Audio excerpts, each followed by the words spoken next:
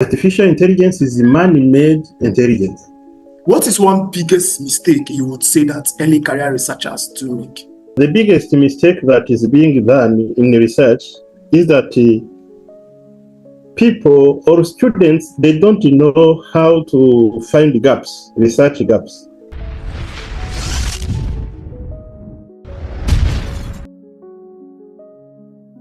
Can you start by introducing yourself? Thank you so much, Dr. David Innocent. I'm Professor Dr. Silas. I'm a full professor and tenure research professional in the Prof University of Science and Technology. After completing my university degree, electrical engineering, I was upper secondary honors. It was 2011. So I couldn't find a scholarship abroad. It was difficult to find. So I thought what I have to do, I initiated this Rutherford University of Science and Technology 2012. So I started looking for how to grow academically on myself. So I have grown up from there, and until now I have 7 PhDs, and I'm a full professor in power systems. And I'm really happy to talk to you because I saw you have a very big initiative of growing 200,000 researchers in Africa and across the world. So I'm really committed to help you because I have the formula. I have the formula to look for if someone is a researcher or not. So I will really work with you to achieve the target. Thank you.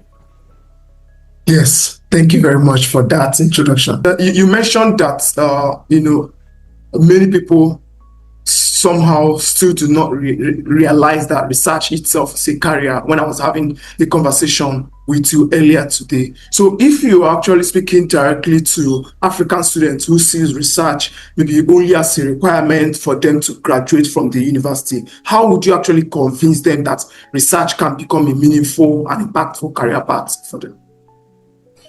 Normally, several people, they don't know what is research. Research is a scientific investigation that creates or that produces new knowledge. That's it. Producing new knowledge. Like, for example, it's the first time to hear that someone has been growing from the university that you created. That is also a new knowledge that you are acquiring now. So, which means what? Africa, we are not developing because we don't have real researchers. We don't have real people to produce new knowledge so that our professors and teachers across Africa, they may get new concepts.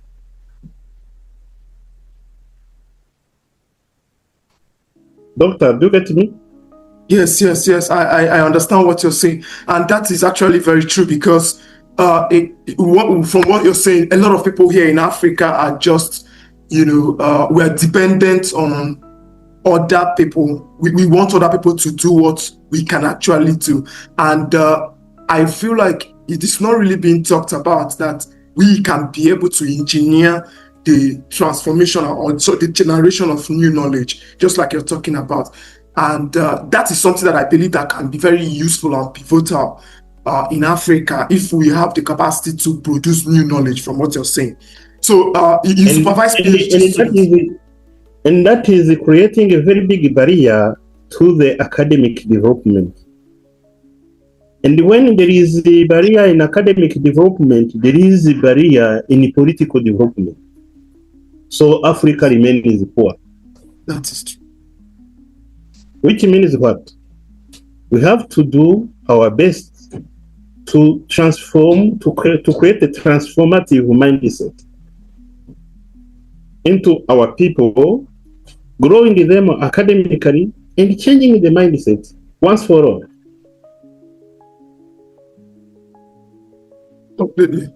Okay, so let me if I would actually take from what you said now, you're somebody that supervises PhD students, and I'm sure you support postdoctoral researchers and all of that.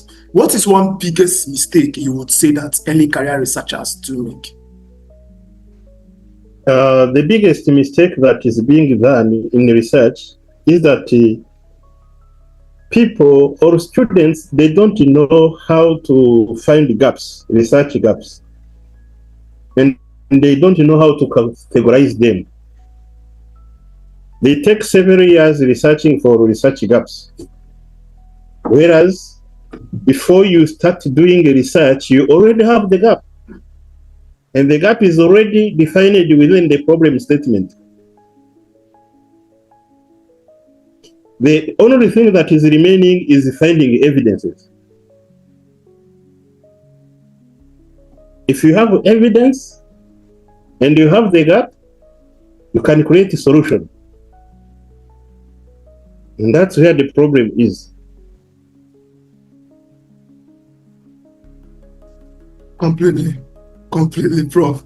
This is I would very honest with you, like this thing that you've just said now is something I personally resonate with. And most times when you're coming up as an early career researcher, people just want to work on any type of research.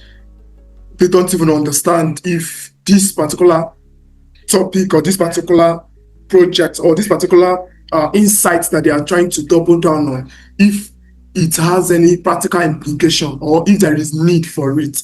So by virtue of you talking about research gap, now I know somebody might be watching this particular video right now, an early career researcher who doesn't really understand what gap in literature might actually seem to be. So can you actually just tell us, what do you really think research gap entails to be? Because now we've just made a statement, research gap. Somebody might not really understand what that means. Can you tell us what exactly research gap means and how you feel an early career researcher should shape their mind before starting any kind of academic research? Thank you so much. First of all, before going to the real definition of research gap, I have to tell you that everyone is not a researcher.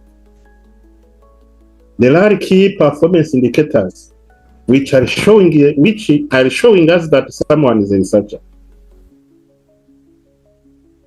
Not only into concluded acts, but through personal cognitive values.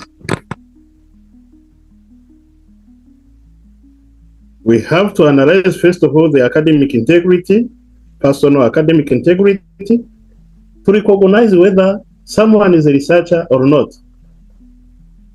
Otherwise, we'll be asking the beef to bring milk, whereas it doesn't have it.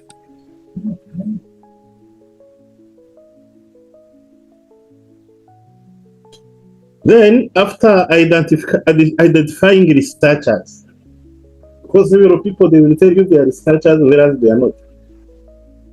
After identifying researchers, we are going to define what is research question. The research question should be built from the research gap. So what is the research gap then? It is void, it is knowledge void. Nothing less, nothing more. Knowledge void. Something that is not known, whereas it should have been known.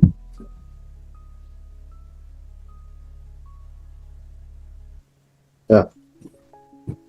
That's very outstanding. Honestly, I think that's so simple and easy, and yet very rewarding to understand, because what you need to understand is that what is not known is the gap, and your ability to identify what is not known is where is what shows that you're a very skillful researcher. Your ability to now identify that, okay, this is where the missing puzzle is, and this is where I can now come and fill the gap as a researcher.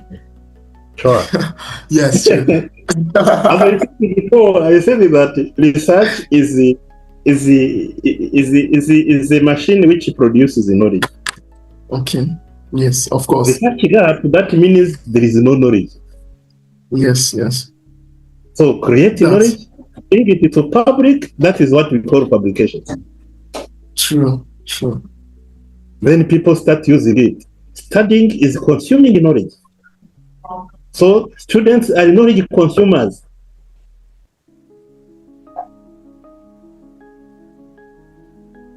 Teachers are there to impart or to give knowledge. Knowledge from where? From researchers.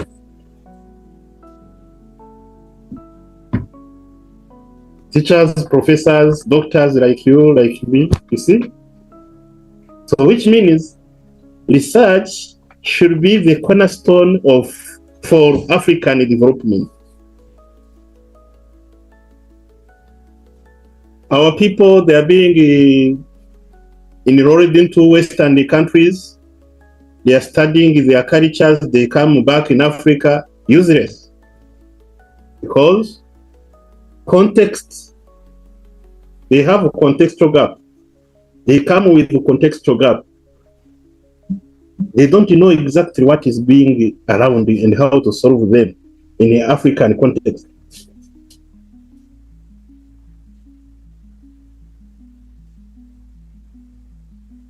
Sure. Honestly, I think I'm gonna say that like some of the things that you've said now has actually opened my eyes more and all of that, and I'm sure some of our listeners are definitely going to benefit handfully from what you're saying. And I would say, Professor, we are entering the world of artificial intelligence. As a matter of fact, we're talking about big data, we're talking about automation, we are saying we're looking at rapidly evolving technologies. I'm going to ask now, how do you really see the role of artificial intelligence? How do you really see the role of researchers changing over the decade, particularly in Africa? Now, when you look at researchers in Africa, how do you think our role is definitely going to change over the next decade? Actually, people still have confusion about artificial intelligence. Artificial intelligence is man-made intelligence, which means that intelligence, it has the limits and the gaps. Because that man who has been creating that artificial intelligence has his level of thinking. So this is why artificial intelligence in Africa, we tend to take it as if it is the machine that produces solutions. No. First of all, we have to be very professional in everything we do. Then we use artificial intelligence to check what the decision making that we are doing. If we really want to rely on data-driven decision making, we have first of all to use our memory and mind and the conscious to learn the type of data that we are having using those 7 V's of big data. Volume, velocity, veracity, value, visualization, things like that, you see? Then we ask artificial intelligence when we have a confusion. Whereas others in research, we tend to rely on artificial intelligence first before relying on our knowledge and skills, which is totally wrong. Okay, so from that, okay. From that, academically, artificial intelligence is good, especially when it comes to fill the gap, the knowledge gap. Not just coming as if it is the last resolve of what we are thinking. It comes for helping researchers to improve, to be interconnected worldwide, because artificial intelligence is gathering all knowledges across all literatures, then synthesized within a small context. So it is good to bring that small text being compared with exactly the level of knowledge that we are having. Because if I give you an example, if I'm a researcher, if I'm a researcher, I have to make sure that really am I a researcher. If I have that knowledge from AI, which is going to help a researcher, whereas I'm not a researcher, I'm going always to create models that are not going to work, because there is that kind of discrepancies in the decision making. And we give what we are.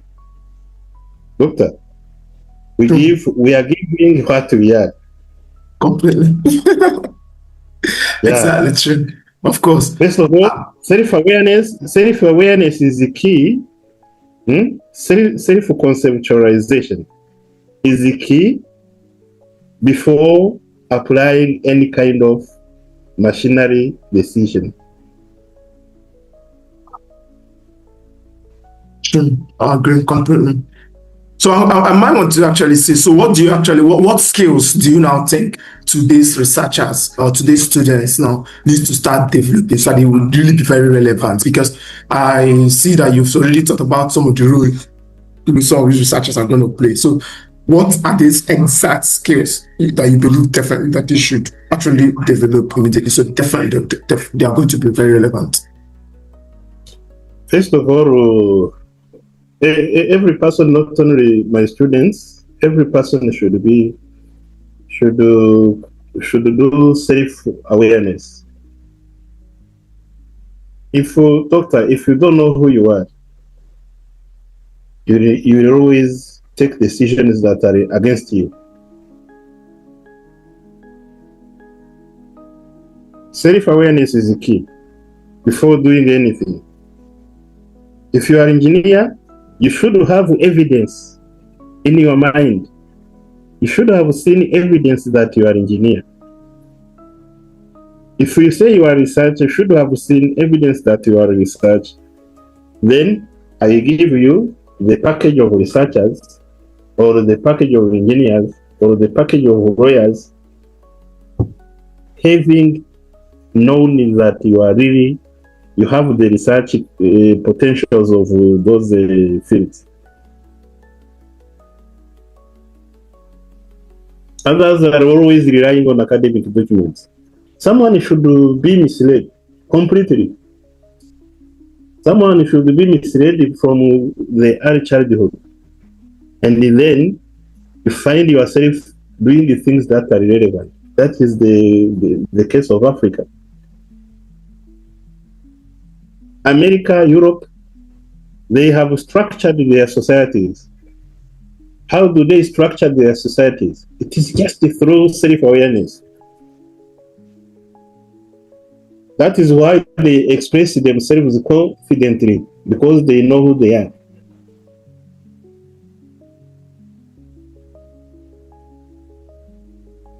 Doctor, do you get me?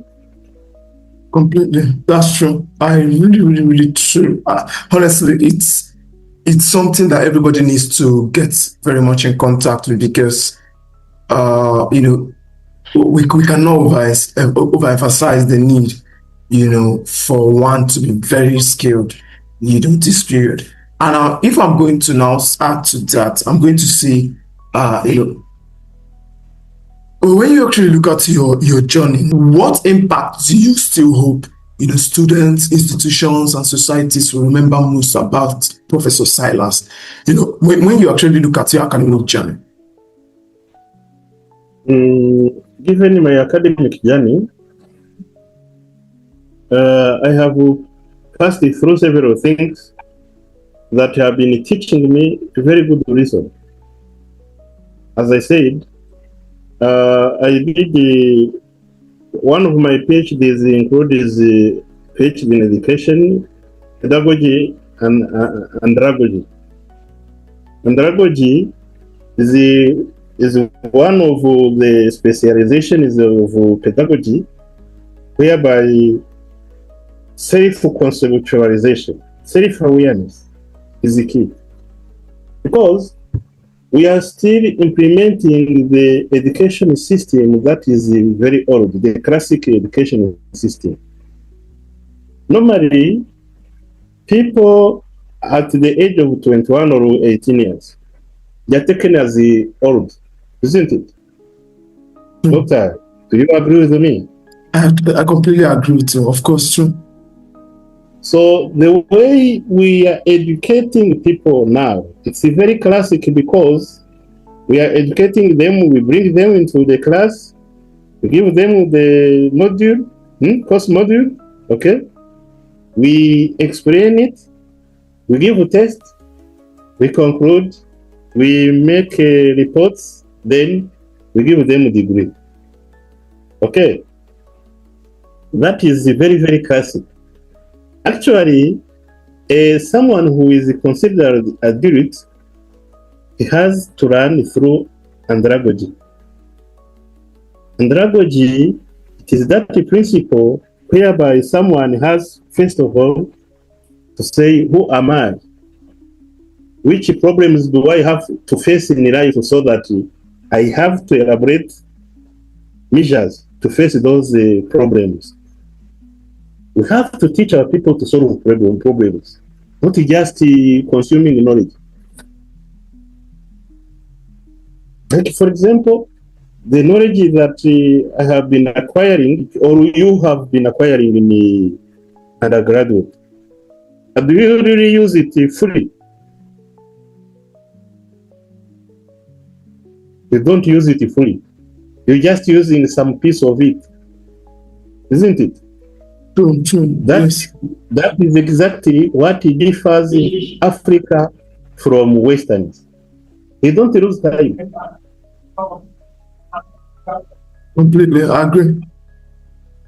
So we have to know that time is money, and we learn, we get the skills that is going to transform or to take decisions on the problems that people are facing.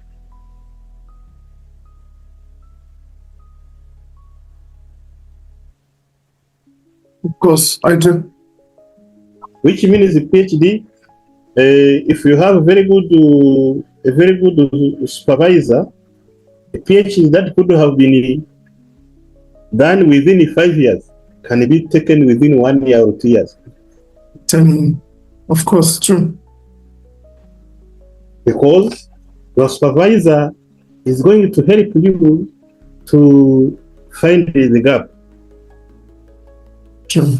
And those guys who are making 5 years or 7 years, it's not because they are stupid.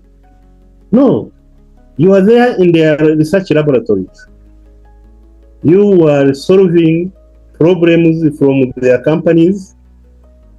You are helping the lecturer solving the problems from their companies and making money. So they cannot show you exactly what you need. They cannot show you it without having exploited you. Agree. That is knowledge exploitation, which is very bad. Very bad. And they are giving you a small amount of money, and we are very happy. I'm running from America, from Europe, from whatever. Whereas they are losing your time. And when you come back, you will find your people forgotten you. They have forgotten you. Well, that's true. Of course, I really agree, honestly, with that. And this is one of the problems a lot of people are really facing. So I'm going to ask you this question. What is one advice you would leave for researchers across Africa, who want to create some kind of global impact? I find it very interesting that you've literally actually answered this question, but if we could just stress it a bit, because most of our listeners are early career researchers, and I believe that the reason why they are listening is because they want to hear from experts, people who have gone before them, and then use those insights to avoid any kind of maybe mistake or making any kind of mistake, and knowing that, okay, probably in the early part of their time in research, they make the right choices. So right now, we know the problem in Africa. A lot of people there is so much trouble in terms of the economic challenges in Africa is quite very enormous, and this is the same thing that happens in other lower middle income countries. So what's one advice you're going to give to researchers that you believe that when they take this path, they are going to create some impact globally? One advice, first of all, they have to be interconnected. Networking. My knowledge, your knowledge, if we put them together, we can find solution.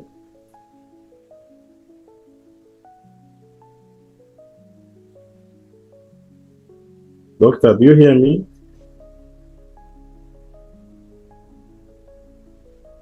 Financially, there is an American writer who said, "My nation is a fail." Did you read that book? My nation is a fail. He said it's so close, so different.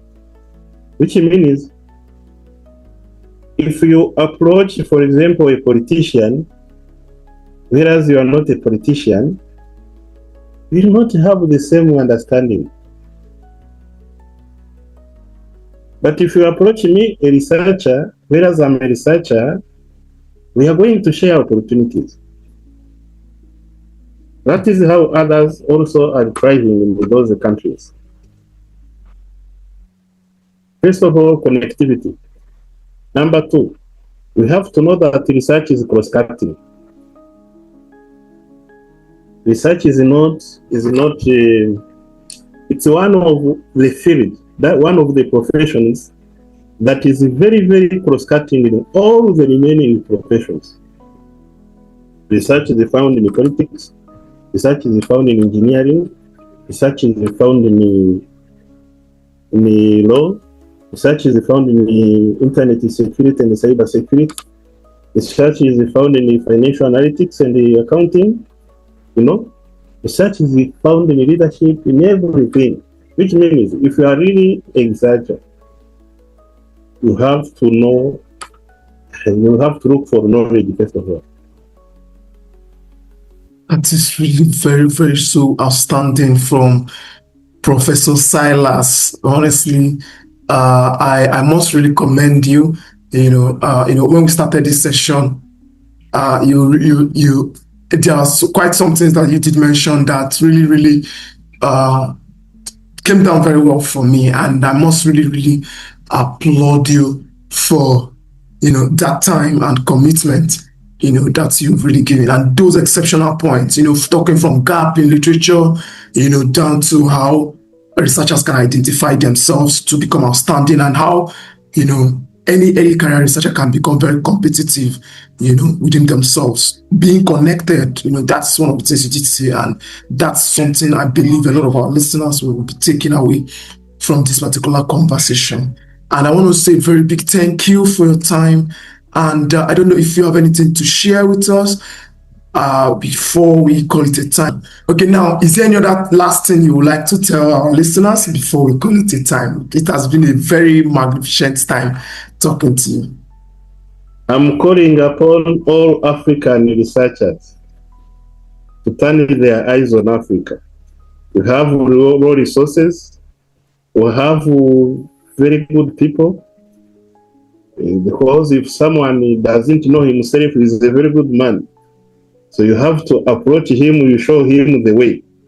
Let us use Africa, our continent, resourcefully, so that we interconnect each other. We use the resources that we are having. We grow our nation. Thank you. Thank you very much, Professor Silas, for that contribution. And honestly, I would be looking forward to having you again in this conversation. Definitely, we would have much more deeper insights. Thank you very much for your time. Thank you for your time, Dr. David. All right, everybody.